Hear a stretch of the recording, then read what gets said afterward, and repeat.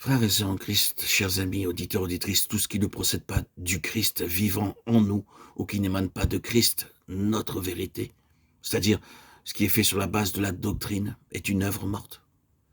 Elle n'a pas de vie, elle n'est pas vivante.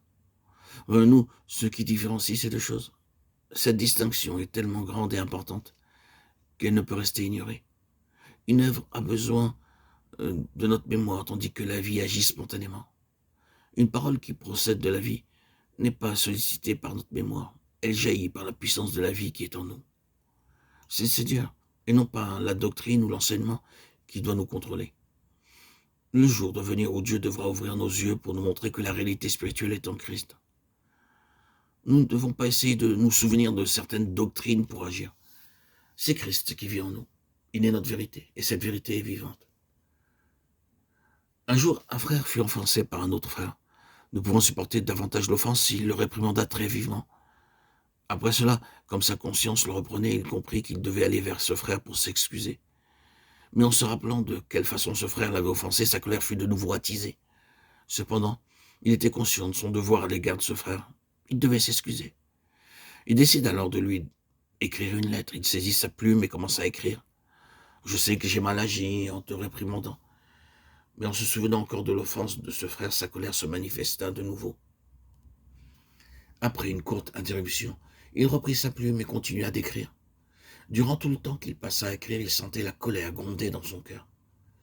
Mais lorsqu'il posta la lettre, il était toujours irrité.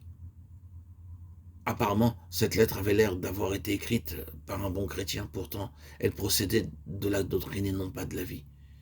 Bien qu'il ait rédigé une lettre d'excuse, son cœur était toujours rempli d'amertume. Même alors qu'il avait écrit une lettre où il était disposé à lui pardonner. S'il venait à rencontrer ce frère, il pourrait le saluer et lui serrer la main, mais intérieurement la controverse subsistait encore, et ses paroles ne pourraient pas être naturelles. Bien-aimés, chers amis, auditeurs, auditrices, voyons-nous maintenant la différence? Le Seigneur est la vérité. Si cette vérité n'est qu'une doctrine et non pas le Seigneur, elle est morte. Puissions-nous réaliser que dans le domaine spirituel, avec le Seigneur, il y a la vie, mais sans le Seigneur, c'est la mort.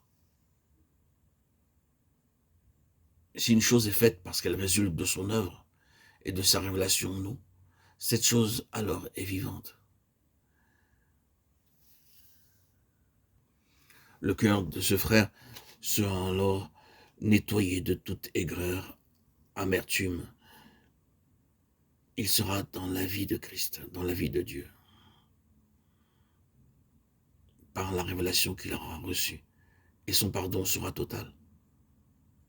Car il vivra la vérité de Christ dans son être intérieur, non selon un dogme ou une doctrine,